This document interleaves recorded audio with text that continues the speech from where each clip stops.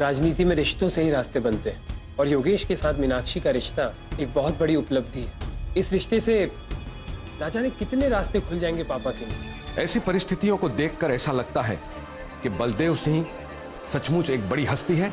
अगर बलदेव सिंह एक हस्ती है ना, तो मैं उसकी हस्ती मिटा कर रख दूंगी। प्यार में कोई अपनी खुशी के लिए नहीं मरता है आदित्य, एक दूसरे की खुशी के लिए मरते हैं और उसे ही प्यार कहते हैं। मैं आपसे बहस नहीं करना चाहती, बस एक बार और निवेदन करती हूँ, आप मीनाक्षी की खुशियों के साथ मत खेलिए। नहीं बेटे, ऐसा नहीं है, बल्कि उन्हें तो इस रिश्ते की हमसे ज्यादा जल्दी है, क्योंकि बहुत ही जल्द विधानसभा का सेशन शुरू होने वाला है और उससे पहले बलदेव सिंह अपना दूसरा दांव जरूर खेलेंगे। दूसरा दांव? हाँ बेटे, दूसरा दांव। बलदेव सिंह पार्टी को यह जताना चाहेंगे कि पार्टी से बर्खास्त होने के बावजूद वो पार्टी के कितने करीब है। दरअसल इस रिश्ते के जरिए बलदेव सिंह अपनी ताकत बढ़ाने और पार्टी को यकीन दिलाने की कोशिश करेंगे कि उनके आज भी रिश्ते मुझसे कितने करीब हैं, और इस बात को लेकर वो पार्टी के विधायकों को अपनी मुट्ठी में लेने की कोशिश जरूर करेंगे। और मैं भी उन्हें शय दे रहा हूं, क्योंकि इस मुख्यमंत्री के तेवर मुख्यमंत्री बनने के बाद बहुत बदल गए। ऐसे आदमी को सबक सिखाना, उसको उसकी औकात याद दिलाना बहुत जरूरी है।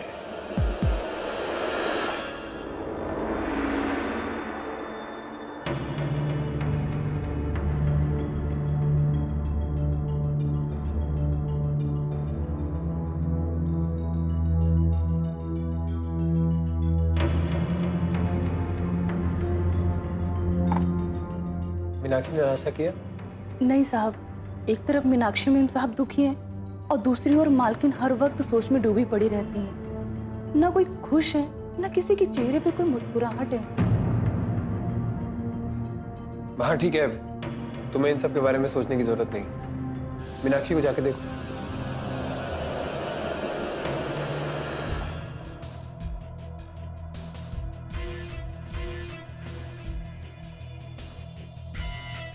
सोनाली भी मुझसे यही सब कुछ पूछ रही थी, लेकिन मीनाक्षी को कैसे समझाया जाए? मीनाक्षी जिस घर की बहू बनने वाली है, क्या उसके लिए भी ये गर्व की बात नहीं होगी? अभी भी सबके दिल में सगाई को लेके कश्मकश है, एक असमंजस है, और इस बात को भी तो नहीं भुलाया जा सकता ना कि मीनाक्षी इस घर से जाने का फैसला कर चुकी थी। उस बार तो वो नाकाम हो गई, लेकिन सगाई के लिए अभी भी तैयार नहीं है। लेकिन उसे तैयार होना होगा।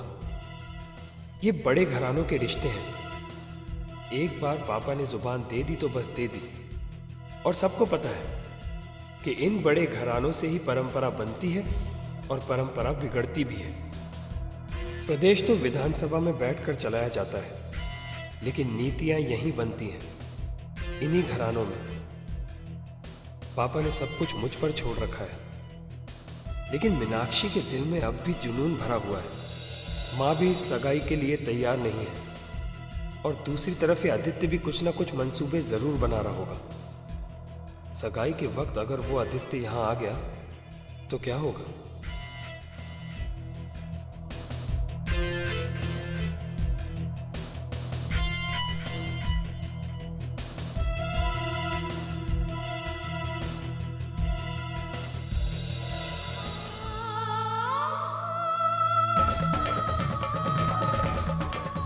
ये एक बहुत गहरी साजिश थी, और ये तभी से रची जा रही थी जब से तुम चुनाव जीती थी शारदा। ये सारी सच्चाई तुम्हें श्री प्रकाश जी का बेटा खुद आकर बताएगा। बस थोड़ा सा इंतजार करो।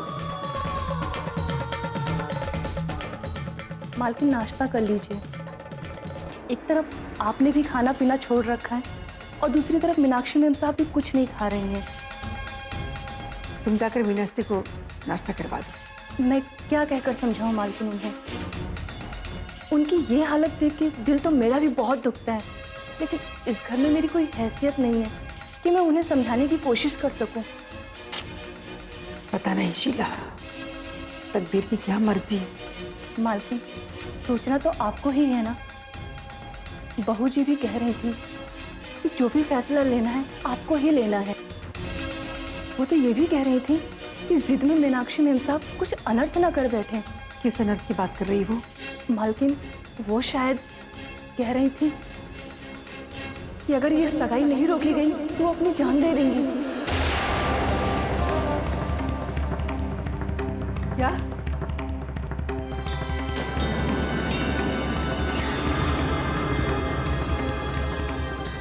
मुझे कुछ कहने का अधिकार तो नहीं है मालकिन, लेकिन आपको ही बड़े मालिक से बात करनी होगी और आपको ही कुछ ना कुछ करना होगा मालकिन।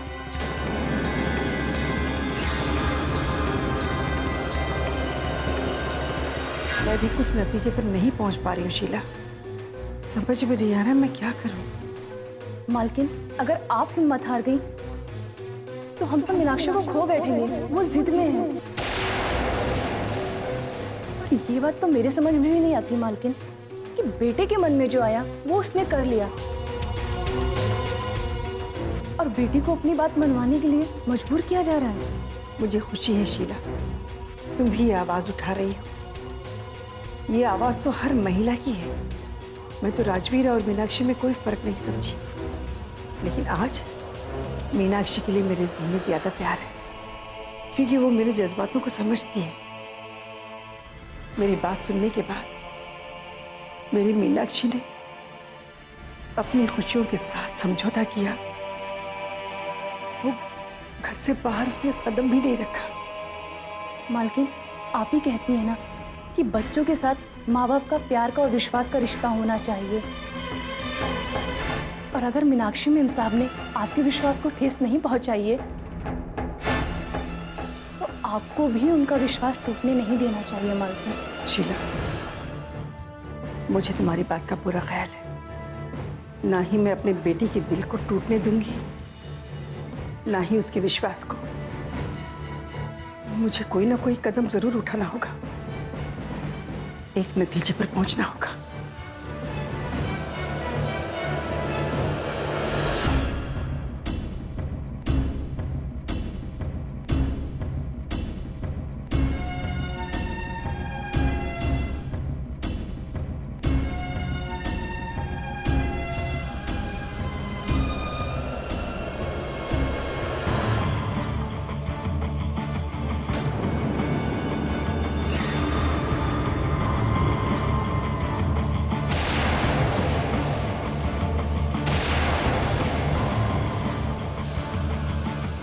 तुम?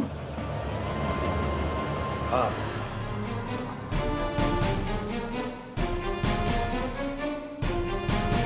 तुम्हारे मंसूबों के बारे में पता चला तो मैंने सोचा कि आके मिल ही लेता हूं। वो क्या है ना कि मिल के बात करने की बात ही कुछ और होती है। क्या बात करना चाहते हो? तुम अच्छी तरीके से जानते हो कि मैं क्या कहना चाहता हूं, और ये भी जानते हो कि मैं किस स्वभाव का हूं।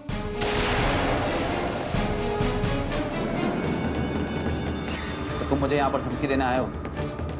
नहीं नहीं, मेरे हिसाब से धमकी देना तो एक बहुत ही बड़ी बेवकूफी का काम है, क्योंकि धमकी देने से आपका दुश्मन सावधान हो जाता है, और ऐसा करना तो मेरी फितरत में है ही नहीं। मैं तो आज सिर्फ तुमसे बात करने आया हूं। वही तो मैं पूछ रहा हूँ कि क्या बात करने आए हो? कल तक मेरी मां के सामने बड़ी बड़ी बातें करते थे तुम, उनका बेटे होने का फर्ज निभाने का दावा करते थे, याद है? कल तक बड़ी बड़ी बातें करते थे और आज उसी घर की इज्जत के साथ खेलने के मंसूबे बना रहे हो। तुम गलत समझ रहे हो राजवीर। ये तुम भी जानते हो और तुम्हारे घर के सारे लोग जानते हैं कि मैं मीनाक्षी से प्यार करता हूं और इसीलिए उसे इज्जत देना चाहता हूं। अरे ये कहने से पहले अपनी औकात तो देख ली होती है आदित्य। तू हमारे घर को इज्जत देगा? तू हमारे खानदान को इज्जत देगा? जिसकी इज्जत खुद दो कौड़ी की है, तू हमें इज्जत देगा? कहने से पहले अपनी औकात देखनी चाहिए थी, और यही बताने आया हो तुझे। तुम शायद भूल रहे हो राजवीर, मैंने अपनी हैसियत उस वक्त दिखाई थी जिस वक्त तुम्हारे पिताजी जेल की सलाखों के पीछे। उस वक्त तो तुम्हारी हैसियत भी कुछ काम नहीं आई। तुम उस वक्त करते भी तो क्या करते? तुम तो खुद किसी और की बाहों में मदहोश पड़े थे। और आज उसी परिवार की, उसी पिता की इज्जत की तुम्हें इतनी परवाह है? क्या सिर्फ इज्जत के नाम पर पहुंच जमाने आए? अपने घर में अपनी इज्जत बढ़ाना चाहते हो? मैं जहां भी रहूंगा ना, भूतपूर्व वित्त मंत्री बलदेव सिंह का बेटा ही कहलाऊंगा। पर एक बात समझ ले, ऐसा नहीं है कि मुझे तेरे मंसूबों के बारे में पता नहीं, और ऐसा भी नहीं है कि मैं कुछ कर नहीं सकता। बस मेरे हाथ बंधे हुए हैं मेरे पापा के बड़े नाम के कारण, और मैं तुझे यही समझाने आया कि मुझे मेरे हाथ खोलने पर मजबूर मत कर। बोलते जाओ, जो कहने आए हो कह लो। पिछली बार जो तुमने गलती की थी मीनाक्षी को घर से भगा के ले जाने की, तो मीनाक्षी ने घर से बाहर पैर नहीं निकाला, वरना मैं तुम्हें तुम्हारी औकात उसी दिन दिखा देता। लेकिन एक बात याद रखना, ऐसी गलती दोबारा मत करना,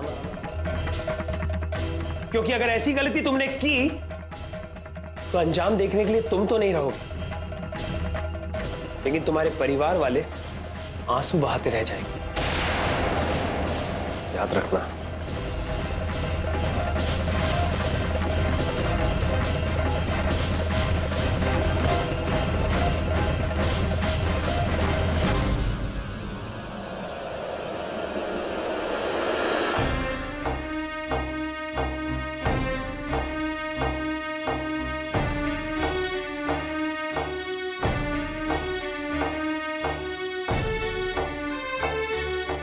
कहाँ रह गई थी मैडम आप?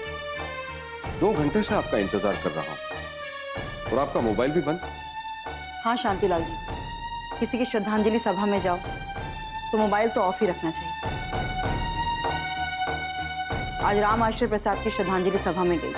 उसी के लिए तो आपका इंतजार कर रहा था। रामाश्रय जी के ना होने पर उनकी सीट खाली हुई है, और जाहिर सी बात है उस सीट पर उपचुनाव तो होंगे ही।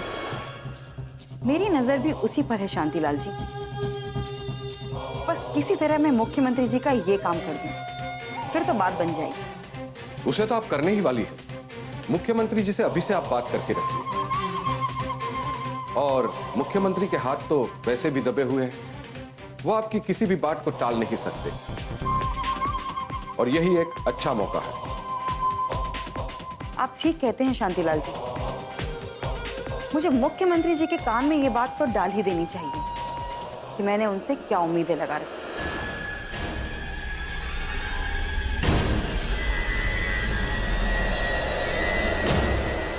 हेलो। नमस्कार मुख्यमंत्री जी।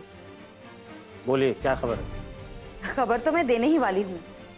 थोड़ी देर पहले ही मैं राम आश्रय जी की श्रद्धांजलि सभा से आई हूँ। आप जो चाहते हैं, जो करना चाहते हैं, वो तो मैं मर कर भी करूंगी मुख्यमंत्री जी। लेकिन कब? मेरे पद की श्रद्धांजलि सभा हो जाएगी तब। आपके पास आज ही का वक्त है। कल रिश्तों की गठजोड़ पक्की होनी है सगाई के रूप में। अब तक तो मैं इंतजार कर रही थी एक बाप का दिल अपनी बेटी के लिए पिघल जाए, लेकिन आपका दिल अभी तक नहीं पिघला। आपको ये भी नहीं मालूम, वो अपनी जान देने को तैयार है। वो अपनी जान दे देगी, लेकिन योगेश के साथ सगाई कभी नहीं करेगी। जिंदगी एक भंवर है। आपके पास आज ही का वक्त है। कल रिश्तों की गठजोड़ पक्की होनी है सगाई के रूप में, और आप एक अच्छे नेता की तरह सिर्फ आश्वासन पर आश्वासन दिए जा रहे हैं। नहीं नहीं मुख्यमंत्री जी, नेता तो आश्वासन जनता को देता है। अपने बड़े मंत्री को आश्वासन देने की तो वो हिमाकत भी नहीं कर सकता है। बिसात तो मैंने बिछा ही रखी है। तो उस पर पासे भी फेंकी रजनी जी, वक्त नहीं है अपने पास। और ये जो इशारा देने के लिए आपने मुझे फोन किया है ना, कि रामाश्रय जी के स्वर्गवास के बाद जो सीट खाली होनी है और उस पर उपचुनाव होने हैं, तो चलिए ये तोहफा भी मैंने आपको दिया। तो उस सीट पर पार्टी की ओर से आपकी टिकट पक्की। लेकिन बलदेव सिंह और आचार्य के रिश्ते इस तरह खराब होने चाहिए कि दोनों एक दूसरे को देखना भी पसंद न करें। समझ गए आप? हाँ हाँ मुख्यमंत्री जी, ये तो मैंने आपसे वादा किया हुआ है और मेरा ये वादा हर हालत में पूरा होगा। नमस्कार। नमस्कार।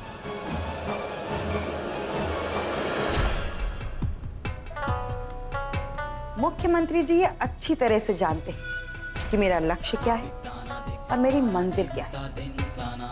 चलो, अपना स्वार्थ साधने के लिए ही सही, उन्होंने मुझे अपनी पार्टी से टिकट देने का वादा तो किया।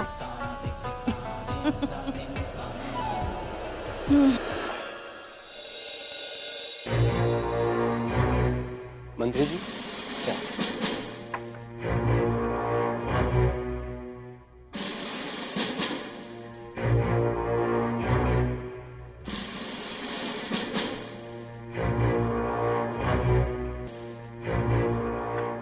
रजनी वर्मा का फोन आया था। मुझे मालूम था वो फोन करेगी। किस लिए फोन किया था उन्होंने? अरे वही रामाश्रय जी की सीट खाली हुई है ना, ये वेटिंग लिस्ट वाले नेता गिद्ध की तरह सीट पर नजर गड़ाए रहते हैं। मुझे तो लगता है ये कभी कभी प्रार्थना भी करते होंगे कि हार्ट अटैक आ जाए, अगला मर जाए, सीट मिल जाए, चुनाव लड़ लें। ठीक कहते हैं आप, ये बात समझते सब हैं। उस सीट पर रजनी वर्मा पार्टी का टिकट चाहती है। मुझे तो ऐसा लग रहा है मुख्यमंत्री जी कि वो उंगली थामते थामते कलाई थामने लगी हैं। अब तक तो किया कुछ भी नहीं और फरमाइश बड़ी बड़ी। अरे लालच में ही सही, कम से कम हमारा काम तो करे। देखो लल्लन, इतना तो हमने देखा और समझा है कि कम से कम बलदेव सिंह के घर की खबर उसके पास जरूर होती है, और उसके अलावा हमारे पास कोई ऐसा है भी नहीं जो इस काम को अंजाम दे सके। देखो, उसने कहा तो है कि हर हाल में हमारा काम होगा, और मैंने भी उसे कह दिया है कि अगर हमारा काम हो गया तो उस सीट पर उसके लिए पार्टी की टिकट पक्की। आपने इतनी आसानी से वादा कर दिया? किसी को भी पार्टी टिकट देने से पहले दूसरे लोगों की रजामंदी जरूरी होती है। लल्लन, अगर आचार्य और बलदेव का रिश्ता खराब हुआ तो आचार्य एक बार फिर मेरी मुट्ठी में हो, और वैसी हालत में अगर मैं रजनी वर्मा को पार्टी का टिकट देना भी चाहूं तो आचार्य इनकार नहीं कर सकते। यानी कि आप रजनी वर्मा को नेता बना के ही रहेंगे? अरे पहले रजनी वर्मा अपनी काबिलियत तो दिखाए। बलदेव सिंह के घर होने वाला सगाई का जलसा तो रद्द हो।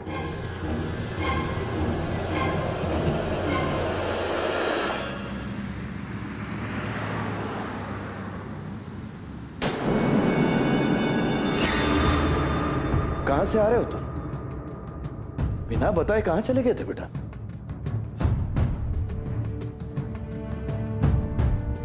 आदित्य से मिलने गया था पापा। ओ, क्या कहा उसने? वो क्या कहेगा? मैं उसे जो समझाना चाहता था मैंने समझा दिया, लेकिन उसके दिल में क्या चल रहा है ये जानना भी तो बहुत जरूरी था ना। ठीक है रे बेटा।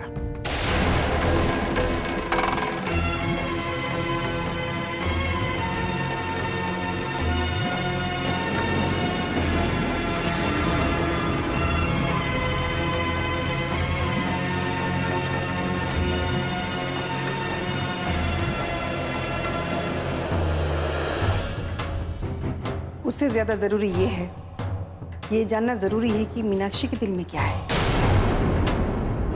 ये देखने के लिए तुम तो हो, उसे समझाना और संभालना तुम्हारा काम है शारदा। और उसकी खुशियों का गला घोटना आपका काम है। मैंने एक बार नहीं, बार बार आपको एहसास दिलाने की कोशिश की है कि वो हमारी बेटी है। हमें उसकी खुशियों का ख्याल रखना चाहिए। आप अपने स्वार्थ और अहंकार के लिए उसकी खुशियों का गला घोटना चाहते हैं। मीनाक्षी का दिमाग यही कहकर तुमने खराब किया है, वरना उसकी इतनी हिम्मत नहीं कि वो मेरे फैसले के खिलाफ जाए। आपका यही अहंकार उसे मार डालेगा। अब तक तो मैं इंतजार कर रही थी एक बाप का दिल अपनी बेटी के लिए पिघल जाए, लेकिन आपका दिल अभी तक नहीं पिघला। आपको ये भी नहीं मालूम वो अपनी जान देने को तैयार है। वो अपनी जान दे देगी, लेकिन योगेश के साथ सगाई कभी नहीं करेगी।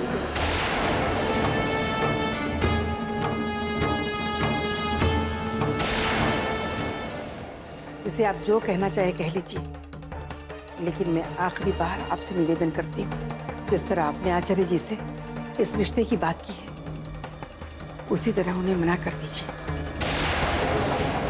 क्योंकि किसी भी हालत में मीनाक्षी ये सगाई नहीं करेगी। जिंदगी एक भंवर है। आपको ये भी नहीं मालूम वो अपनी जान देने को तैयार है। वो अपनी जान दे देगी, लेकिन योगेश के साथ सगाई कभी नहीं करेगी। मैं अपनी बेटी को खोना नहीं चाहती। माँ, आपको पता है कि इस सगाई से हमें कितना बड़ा फायदा होगा, लेकिन फिर भी आप ये बात कह रही हैं। हमारे सोच में यही तो फर्क है राजवीर। मैं मेरी बेटी की खुशियों के बारे में सोच रही हूँ, और तुम और तुम्हारे पापा राजनीतिक फायदे के बारे में सोच रहे हैं। तो फिर क्या मैं ये सोचूं कि मेरे ही घर में मेरे फैसलों का विरोध हो रहा है? इसे आप जो कहना चाहे कह लीजिए, लेकिन मैं आखिरी बार आपसे निवेदन करती हूँ, जिस तरह आपने आचार्य जी से इस रिश्ते की बात की है, उसी तरह उन्हें मना कर दीजिए, क्योंकि किसी भी हालत में मीनाक्षी ये सगाई नहीं करेगी।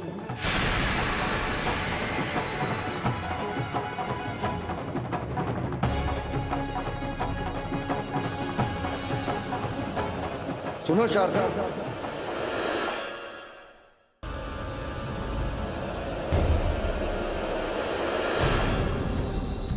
तुम अच्छी तरह से जानती हो शारदा कि ऐसी बातों का मुझ पे कोई असर नहीं। मैं जब वित्त मंत्री के पद पर था, तब भी मेरे फैसले को कोई बदल नहीं पाता था, और आज घर के मामले में मुझे अपना फैसला बदलना पड़े, ये मैं होने नहीं दूंगा। ये सगाई जो तय हुई है, वो हर हालत में होगी। अब मीनाक्षी को क्या समझाना है और कैसे समझाना है, ये तुम्हें समझना है।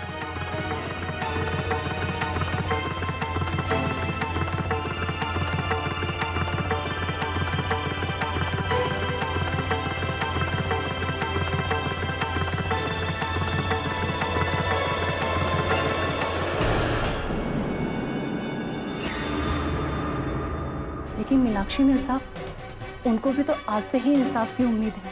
इंसाफ तो होगा शीला। ये एक रिश्तों का भावर है, जिसमें एक रिश्ते को निभाने के लिए दूसरे रिश्ते के साथ नाइंसाफी नहीं कर सकते। आचार्य और बलदेव सिंह को अलग करना ही होगा, समझिए आप। मैं अपना वादा जरूर निभाऊंगी, और अगर नहीं निभा सकी ना, तो आपको कभी अपनी शक्ल नहीं दिखाऊंगी।